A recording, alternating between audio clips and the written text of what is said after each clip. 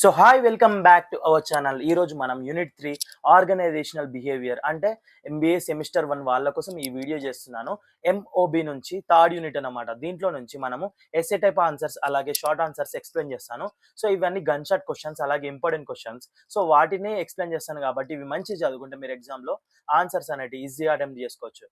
మన ఛానల్‌లో already unit 1 and unit 2 explanation video already మనం అప్‌లోడ్ చేశాము. ఒకవేళ చూడకపోతే అవి చూసాక ఇది చూడండి. అయితే మంచిగా అర్థమైతది. ఓకేనా?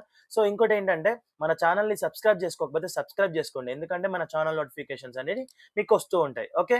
సో ఇప్పుడు ఎస్ఏ టైప్ ఆన్సర్స్‌లో ఫస్ట్ క్వెషన్ చూసుకుంటే define organizational behaviour OB discuss levels of the OB and its importance అంటే ఏంటి ఇక్కడ చూసుకుందాం. Definition of organizational behaviour. Organizational behavior is the study of human behavior at individual, group and organizational levels in the workplace. అంటే ఏంటంటే ఆర్గనైజేషన్‌లో మనుషులు ఎలా ఆలోచిస్తారు, ఎలా రియాక్ట్ అవుతారు, ఎలా వర్క్ చేస్తారు అని చెప్పేసి స్టడీ చేయడం అన్నమాట. ఓకే. సింపుల్‌గా చెప్పాలంటే ఆఫీస్‌లో హ్యూమన్ బిహేవియర్‌ని స్టడీ చేయడం అన్నమాట. ఓకే. సో ఇక్కడ లెవెల్స్ ఆఫ్ ఆర్గనైజేషనల్ బిహేవియర్ చూసుకుందాం.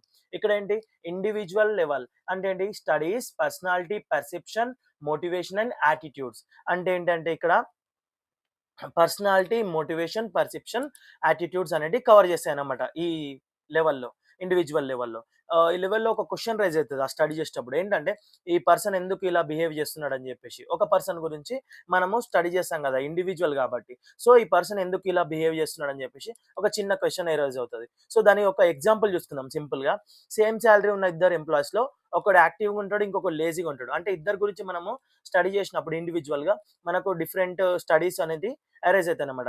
డిఫరెంట్ ఇన్ఫర్మేషన్ అనేది గ్యాదర్ అయితది. సో దీన్నే ఇండివిడ్యువల్ లెవెల్ అంటారు. ఇండివిడ్యువల్‌గా మనము ఒక పర్సన్స్ గురించి స్టడీ చేయడం అన్నమాట. ఓకే. గ్రూప్ లెవెల్‌లో చూసుకుంటే ఇక్కడ focuses on group dynamics, leadership and communication. So employees గ్రూప్‌లో ఉన్న ఎప్పుడు బిహేవియర్ ఎలా ఉంటాడో స్టడీ చేయడం అన్నమాట. ఓకే. సో ఇక్కడ leadership, communication, team work, conflicts cover చేస్తాయన్నమాట. ఓకే. సో ఈ లెవెల్‌లో ఉన్నప్పుడు ఒక క్వెషన్ అరైజ్ అయితది. టీమ్‌లో ప్రాబ్లమ్స్ ఎందుకొస్తున్నాయి? అంటే గ్రూప్‌లో ఒక గ్రూప్‌లో ఇప్పుడు గ్రూప్ లెవెల్ స్టడీ కదా ఇది. సో దాంట్లో ప్రాబ్లమ్స్ ఎందుకొస్తున్నాయని చెప్పేసి క్వెషన్ వస్తది. సో అట్లనమాట. సో ఒక ఎగ్జాంపుల్ తీసుకుందాం. గుడ్ ఇండివిడ్యువల్స్ ఉన్న టీమ్ అయినా ఫైట్స్ వస్తాయన్నమాట. అంటే ఒక గ్రూప్‌లో మంచి గుడ్ ఇండివిడ్యువల్స్ ఉన్నా గాని ఫైట్స్ వస్తాయి. ఎందుకంటే దాంట్లో ఏదన్నా మిస్‌కమ్యూనికేషన్ అవ్వడం, లేకపోతే ఏమన్నా చేంజెస్ అవ్వడం అనేటివి జరుగుతాయన్నమాట. సో దాన్ని స్టడీ చేయడమే గ్రూప్ లెవెల్ స్టడీ అని చెప్పేసి అనొచ్చు. ఓకే. నెక్స్ట్ ఆర్గనైజేషనల్ లెవెల్స్ అంటే చూసుకుందాం. ఆర్గనైజేషనల్ లెవెల్స్ అంటే deals with structure, culture and change management. అంటే ఏంటి? టోటల్ ఆర్గనైజేషన్ బిహేవియర్ స్టడీ అనమాట. Structure, culture, policies, change management cover చేస్తాయన్నమాట. ఓకే. సో ఈ లెవెల్‌లో ఉన్నప్పుడు మనకు ఒక క్వెషన్ అరైజ్ అవుతది. ఏంటంటే కంపెనీ ఎన్విరాన్మెంట్ ఎంప్లాయీస్ మీద ఎలా ఎఫెక్ట్ చూస్తుంది? ఓకే. కంపెనీ ఎన్విరాన్మెంట్ ఎంప్లాయీస్ మీద ఎలా ఎఫెక్ట్ చేస్తుంది అని చెప్పేసి. ఓకే. సో ఎగ్జాంపుల్ తీసుకుందాం. స్ట్రిక్ట్ కంపెనీలో కూడా స్ట్రెస్ ఎక్కువ ఉంటది. అంటే ఏంటి? స్ట్రిక్ట్ కంపెనీలో స్ట్రెస్ అనేది ఎక్కువ ఉంటది. ఎందుకంటే కంపెనీలో రూల్స్ అనేటివి స్ట్రిక్ట్‌గా ఉంటది. సో ఎంప్లాయీస్ పైన కూడా ఎక్కువ ఫోకస్ ఉంటది. స్ట్రెస్ ఉంటదన్నమాట. అట్లా. So next importance of organizational behaviour చూసుకుందాం. సో ఇక్కడ ఫోర్త్ పాయింట్ చూసుకుంటే helps in understanding employee behaviour. అంటే ఏంటి? ఎంప్లాయీస్ బిహేవియర్‌ని బెటర్‌గా అర్థం చేసుకోవచ్చన్నమాట ఈ ఓబీ ద్వారా. Next improves motivation and job satisfaction. అంటే ఏంటి? మోటివేషన్ అండ్ జాబ్ సాటిస్ఫాక్షన్ అనేది ఇంప్రూవ్ అయితది. దేని ద్వారా? ఈ ఆర్గనైజేషన్ బిహేవియర్ ద్వారా. Okay. Next enhances team work and coordination. అంటే ఏంటి? టీమ్ వర్క్ అండ్ కోఆర్డినేషన్ అనేటివి పెరుగుతాయన్నమాట. అలా. నెక్స్ట్ పాయింట్ చూసుకుంటే reduces conflicts and stress at work place. అంటే ఏంటి? కాన్ఫ్లిక్ట్స్ అండ్ స్ట్రెస్ అనేటివి తగ్గుతాయన్నమాట. దీని ద్వారా ఈ ఆర్గనైజేషనల్ బిహేవియర్ ద్వారా. ఓకే. నెక్స్ట్ పాయింట్ చూసుకుంటే increases organizational effectiveness and productivity. ఏంది?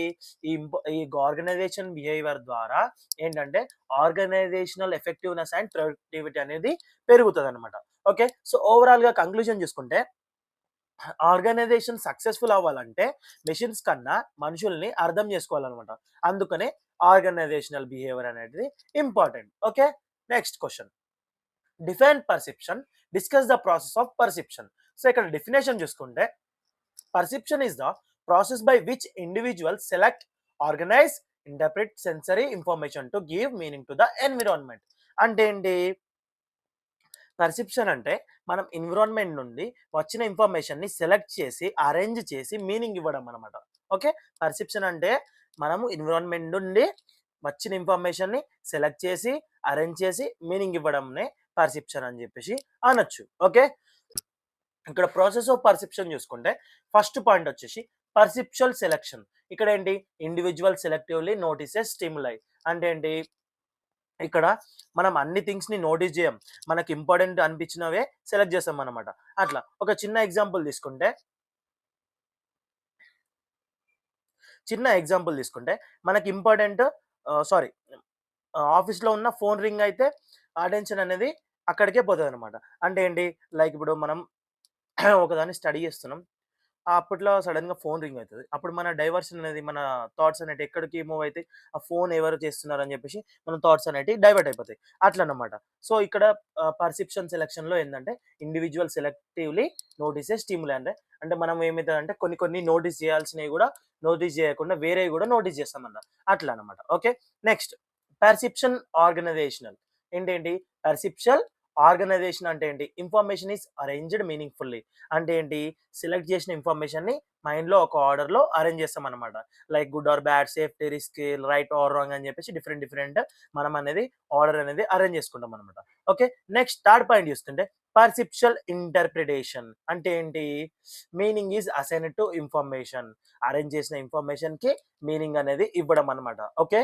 సో, ఇక్కడ ఎగ్జాంపుల్ తీసుకుందాం.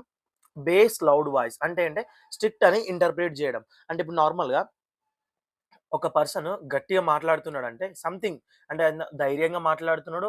అలాగే ఒకవేళ చిన్న ఎగ్జాంపుల్ ఒక ప్రొఫెసర్ గట్టిగా చెప్తున్నాడు లెసన్స్. ఒక కాన్సెప్ట్‌ని గట్టిగా చెప్తున్నాడు క్లాస్‌లో. అంటే స్టూడెంట్స్ ఏం అర్థం చేసుకుంటారు? Something see he was some strict professor అని చెప్పేసి అనుకుంటారనమాట. సో, అట్లనమాట ఇంటర్ప్రిటేషన్ అనేది. ఓకే. సో, నెక్స్ట్ ఇంకేంటంటే influenced by the experience, needs and expectations. అంటే ఎక్స్‌పీరియన్స్ పర్సెప్షన్‌ని ఇన్‌ఫ్లూయెన్స్ చేస్తది. అలాగే ఎక్స్‌పెక్టేషన్ పర్సెప్షన్‌ని చేంజ్ చేస్తాయన్నమాట. అలా. ఓకే. నెక్స్ట్ ఫిఫ్త్ పాయింట్ వచ్చేసి different people perceive same situation differently. అంటే ఏంటి? సేమ్ సిట్యుయేషన్‌ని డిఫరెంట్ పీపుల్ డిఫరెంట్‌గా పర్సీవ్ చేస్తారనమాట. ఓకే.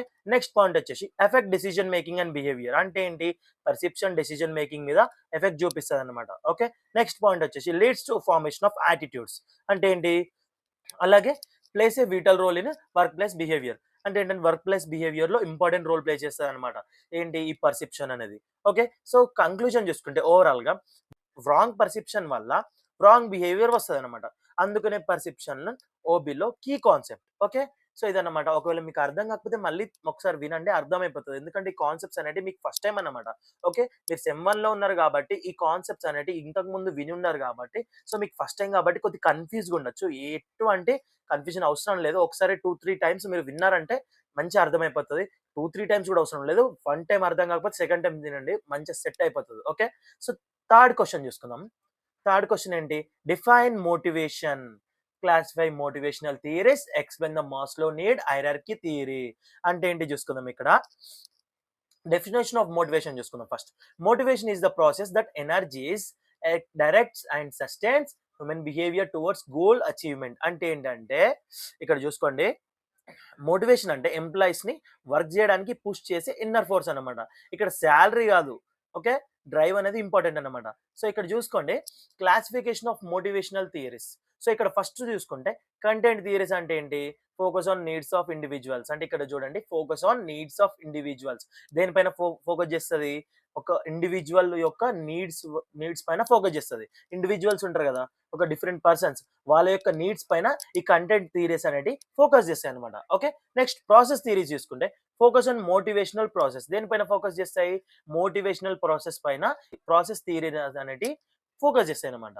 మోటివేషన్ ప్రాసెస్ పైన ప్రాసెస్ థియరీస్ అనేటివి ఫోకస్ చేస్తాయన్నమాట. ఓకే. నెక్స్ట్ రెయిన్‌ఫోర్స్‌మెంట్ థియరీస్ అంటే ఏంటి? Based on rewards and punishment. అంటే ఏంటి? ఇక్కడ రివార్డ్స్ అండ్ పనిష్మెంట్ బేస్ చేసి మోటివేషన్ ఎక్స్‌ప్లెయిన్ చేస్తాయన్నమాట ఈ theories. Okay. So, next Maslow need hierarchy theory. దీంట్లో ఫోర్త్ పాయింట్ చూసుకోండి. సైకలాజికల్ నీడ్స్ అంటే ఫుడ్, వాటర్, షెల్టర్. మనకు నార్మల్‌గా సైకలాజికల్ నీడ్స్ ఏంటి? ఫుడ్, వాటర్, షెల్టరే గదా! అట్లనమాట. ఓకే. నెక్స్ట్ చూసుకుంటే ఇప్పుడు ఈ నీడ్స్ లేకపోతే వర్క్ ఫోకస్ ఉండదన్నమాట. ఏ వర్క్ అయినా గాని ఇవి కంపల్సరీ గదా! వర్క్ జేయాలంటే ఫుడ్, వాటర్, షెల్టర్ అనేది మస్ట్ అండ్ నీడ్స్ గదా! సో, వీటిని సైకలాజికల్ నీడ్స్ అని జెప్పేసి అంటారు. నెక్స్ట్ ఫిఫ్త్ పాయింట్ చూసుకుంటే సేఫ్టీ నీడ్స్ అంటే ఏంటి? Job security and protection. So ఇక్కడ చూసుకుంటే job security, safe working condition అంటే ఉండాలన్నమాట. సో ఫియర్ ఉంటే మోటివేషన్ ఉండదన్నమాట. Okay. So next social needs చూసుకుంటే లవ్, ఫ్రెండ్‌షిప్ అండ్ బిలాంగింగ్‌నెస్ అంటే ఏంటి? ఫ్రెండ్‌షిప్, బిలాంగింగ్‌నెస్, టీమ్ వర్క్, మనుషులు ఐసోలేషన్‌ని ఇష్టపడరన్నమాట. ఓకే. నెక్స్ట్ ఎస్టీమ్ నీడ్స్ అంటే ఏంటి? Status, recognition and self respect అంటే ఏంటి? ఇక్కడ రికగ్నైజేషన్, రెస్పెక్ట్, స్టేటస్, అప్రిషియేషన్ ఉంటే కాన్ఫిడెన్స్ అనేది పెరుగుతాయన్నమాట. సో ఇక్కడ అప్రిసియేషన్ ఉంటే కాన్ఫిడెన్స్ అనేది పెరుగుతది. Okay. Next eighth point self actualisation and needs అంటే ఏంటి? పర్సనల్ గ్రోత్ అండ్ ఫుల్‌ఫిల్‌మెంట్ అంటే ఏంటి? పర్సనల్ గ్రోత్, క్రియేటివిటీ, ఫుల్‌ఫిల్‌మెంట్ అలాగే ఫుల్ పొటెన్షియల్ రీచ్ అవ్వడం అన్నమాట. ఓకే. సో ఇక్కడ ఓవరాల్ కంక్లూజన్ చూసుకుందాం. మాస్లో థియరీ చెప్పేదేందంటే లోవర్ నీడ్స్ సాటిస్ఫై అయ్యాక హైయర్ నీడ్స్ మోటివేషన్ క్రియేట్ చేస్తాయన్నమాట. Okay. So lower needs satisfy అయ్యాకనే హైయర్ నీడ్స్ మోటివేషన్ అనేది క్రియేట్ చేస్తాయన్నమాట. అలా అన్నమాట. ఓకే. సో అర్థం కాకపోతే మళ్ళీ తిరిగి చూడండి. ఓకే. నెక్స్ట్ ఫోర్త్ క్వెషన్ చూసుకుంటే critically examine Herzberg's 2 factory theory. So ఇక్కడ Herzberg's proposed the 2 factory theory of motivation. So ఇక్కడ చూసుకోండి హెర్జ్‌బర్గ్ మోటివేషన్ గురించి 2 ఫ్యాక్టర్ థియరీ ప్రపోజ్ చేశాడన్నమాట. ఓకే. సో హెర్జ్‌బర్గ్ మోటివేషన్ గురించి 2 ఫ్యాక్టర్ థియరీ ప్రపోజ్ చేశాడన్నమాట. ఓకే. దాంట్లో చూసుకుంటే ఫస్ట్ పాయింట్ చూసుకుందాం. The theory క్లాసిఫైస్ factors into hygiene and motivators అంటే ఏంటి? ఇక్కడ hygiene factors, salary, working conditions, company policy. Hygiene factors లేకపోతే డిస్సాటిస్ఫాక్షన్ అనేది వస్తదన్నమాట. ఓకే. ఇక్కడ చూసుకోండి. Absence of hygiene factors causes dissatisfaction. Okay. అలా అన్నమాట. సో థియరీలో 2 ఫ్యాక్టర్స్ ఉన్నాయి. అవేంటి? Hygiene factors, salary, working conditions, company policy. So ఇక్కడ హైజీన్ ఫ్యాక్టర్స్ లేకపోతే డిస్సాటిస్ఫాక్షన్ వస్తది. కానీ హైజీన్ ఫ్యాక్టర్స్ ఉంటే మోటివేషన్ ఆటోమేటిక్‌గా రాదు. అట్లన్నమాట. ఓకే. ఇక్కడ చూడండి. Reasons of hygiene factors does not create motivation. Okay. Next చూసుకుంటే motivators includes achievement, recognition and responsibility. అంటే ఏంటి? Motivators achievement, recognition, responsibility. Motivators presence వల్ల జాబ్ సాటిస్ఫాక్షన్ అనేది వస్తదన్నమాట. Okay. Next motivators lead to job satisfaction. అదే చెప్పాను ఇప్పుడు. Okay. Next the theory separate satisfaction from dissatisfaction అంటే ఏంటి? సాటిస్ఫాక్షన్ అండ్ డిస్సాటిస్ఫాక్షన్ సెపరేట్ అని థియరీ చెప్తదన్నమాట. Okay. Next criticism includes ignoring individual differences అంటే ఏంటి? క్రిటిసిజం ఇండివిడ్యువల్ డిఫరెన్సెస్‌ని ఇగ్నోర్ చేస్తదన్నమాట. సో ఇక్కడ ఓవరాల్ కంక్లూజన్ చూసుకుంటే థియరీ యూజ్‌ఫుల్ అయినా అందరికి సేమ్ వే అప్లై అవ్వదన్నమాట. ఓకే. సో ఇదన్నమాట. నెక్స్ట్ ఫిఫ్త్ క్వెషన్ చూసుకుంటే discuss content theories of motivation and explain the Maslow need hierarchy theory. So ఇక్కడ కంటెంట్ థియరీస్‌లో మోటివేషన్ చూసుకుంటే కంటెంట్ థియరీస్ ఆఫ్ మోటివేషన్ చూసుకుంటే సో ఫస్ట్ వన్ వచ్చేసి Maslow need hierarchy theory, Herzberg's 2 factor theory, అలాగే McClelland's need theory, అలాగే Alderfer's ఈఆర్జీ theory అన్నమాట. So ఇక్కడ అలాగే మనకు దేని గురించి అడిగిండు? Explain the Maslow need hierarchy theory గురించి అడిగిండు. ఆల్రెడీ మనం ఇంతకు ముందు చెప్పుకుందాం. మళ్ళీ చెప్పుకుందాం. ఓకే. సో ఇక్కడ చూసుకుంటే ఫస్ట్ మనము ఇక్కడ కంటెంట్ థియరీస్ ఆఫ్ మోటివేషన్ గురించి 4 ఉన్నాయి కదా! వాటిని మనం బ్రీఫ్‌గా చెప్పుకుందాం. So first one Maslow theory ప్రకారం చూసుకుంటే మనుషులకి నీడ్స్ స్టెప్ బై స్టెప్స్ ఉంటాయన్నమాట. సో ఫస్ట్ బేసిక్స్ నుండి సాటిస్ఫై అయ్యాక హైయర్ నీడ్స్ మోటివేషన్‌ని క్రియేట్ చేస్తాయన్నమాట. చెప్పాను కదా! లోయర్ నీడ్స్ అనేటివి సాటిస్ఫై అయ్యాకనే హైయర్ నీడ్స్ పైన ఫోకస్ చేస్తాయన్నమాట. అలా అన్నమాట. ఎగ్జాంపుల్ ఏందంటే ఫుడ్ లేకపోతే ప్రమోషన్ గురించి ఆలోచించొద్దు. అట్లనమాట. నెక్స్ట్ హెర్బర్గ్స్ థియరీలో చూసుకుంటే హెర్బర్గ్స్‌లో 2 ఫ్యాక్టర్ థియరీలో చూసుకుంటే హెర్బర్గ్స్ మోటివేషన్‌ని 2 పార్ట్స్‌గా డివైడ్ చేశాడు. హైజీన్ ఫ్యాక్టర్స్ డిస్సాటిస్ఫాక్షన్‌ని రిమూవ్ చేస్తాయి. మోటివేటర్ సాటిస్ఫాక్షన్‌ని క్రియేట్ చేస్తాయన్నమాట. ఓకే. సో హైజీన్ ఫ్యాక్టర్స్ అనేటివి డిస్సాటిస్ఫాక్షన్‌ని రిమూవ్ చేస్తాయన్నమాట. నెక్స్ట్ మోటివేటర్స్ ఏం చేస్తాయి? సాటిస్ఫాక్షన్‌ని క్రియేట్ చేస్తాయన్నమాట. Okay. Next McClelland's need థియరీలో చూసుకుంటే సో ఇక ఎంసీ క్లెరెన్ ప్రకారం మనుషులకి డిఫరెంట్‌గా డామినెంట్ నీడ్స్ ఉంటాయన్నమాట. సమ్ పీపుల్ అచీవ్‌మెంట్ కోసం వర్క్ చేస్తారు. సమ్ పవర్ కోసం, సమ్ రిలేషన్‌షిప్స్ కోసం పనిచేస్తారన్నమాట. అట్లా motivation person to person change అవుతదన్నమాట. అట్లా. నెక్స్ట్ లాస్ట్ ఆల్డర్ఫర్స్ ఈఆర్జీ థియరీ గురించి తీసుకుంటే ఈఆర్జీ థియరీ మాస్లో థియరీని సింప్లిఫై చేసింది. నీడ్స్‌ని 3 గ్రూప్స్ లాగా డివైడ్ చేసిందన్నమాట. క్లాసిఫై చేసింది. ఎగ్జిస్టెన్స్, రిలేటెడ్‌నెస్, గ్రోత్ అన్నమాట. సో మల్టిపుల్ నీడ్స్ ఒకేసారి మోటివేట్ చేయొచ్చని చెప్తదన్నమాట. Okay. Already Maslow's need hierarchy theory గురించి చెప్పాను. ఓకే. నెక్స్ట్ షార్ట్ ఆన్సర్స్ టైప్‌లో చూసుకుంటే పర్సనాలిటీ ట్రేట్స్ అంటే చూసుకోండి. పర్సనాలిటీ ట్రేట్స్ అంటే ఇండివిడ్యువల్ బిహేవియర్‌ని ఇన్‌ఫ్లుయెన్స్ చేసే స్టేబుల్ క్యారెక్టరిస్టిక్స్ అన్నమాట. సో అక్కడ ఇవి పర్సన్‌ని ఎలా థింక్ చేస్తాడు, ఎలా ఫీల్ అవుతాడు, ఎలా యాక్ట్ చేస్తాడని చెప్తాయన్నమాట. ఎగ్జాంపుల్ చూసుకుంటే ఎక్స్‌ట్రోవర్షన్, అగ్రీబుల్‌నెస్, అలాగే emotional stability. Okay. Next individual behaviour అంటే చూసుకుంటే ఏంటి?